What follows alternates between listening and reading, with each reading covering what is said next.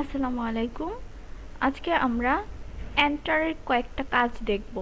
কিবোর্ডের এন্টারের কাজ তো আমরা সবাই জানি, কিন্তু এক্সেল শিটে এন্টার অনেকগুলা কাজ করে থাকে। তো আমরা জানি এন্টারে ক্লিক করলে নিচের দিকে একটা একটা করে ঘর নিচের দিকে নামে,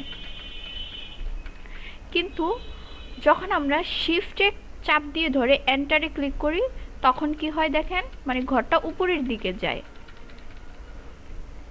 আর যখন আমরা একটা সেলের মধ্যে কিছু লিখতে চাই, সাপোজ কিছু লিখলাম, তারপর হচ্ছে আলট্রা বাটন ক্লিক করে এন্টারে ক্লিক করলাম, নিচে আরেকটা ঘর তৈরি হবে।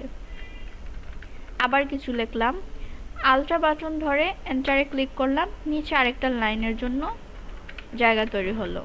আবার আলট্রা থেকে এন্টার ক্লিক করলাম, কিছু লেখার জন্য জায়গা তৈরি হলো। তার মানে আমাদের এন্টারে তিনটা কাজ করে।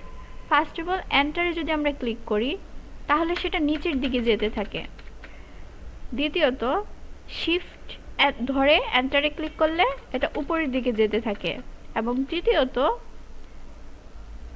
কোনো কিছু লেখার জন্য যদি আমরা কোনো কিছু লেখার একটা সেলের মধ্যে যদি একাধিক কিছু লিখতে চাই বা আরও লাইন বাড়াতে চাই, তাহলে অল্টাতে ক্লিক করে এন্টারে ক্লিক করলে আরেকটা লাইন তৈরি হবে এক সেলের মধ্যে।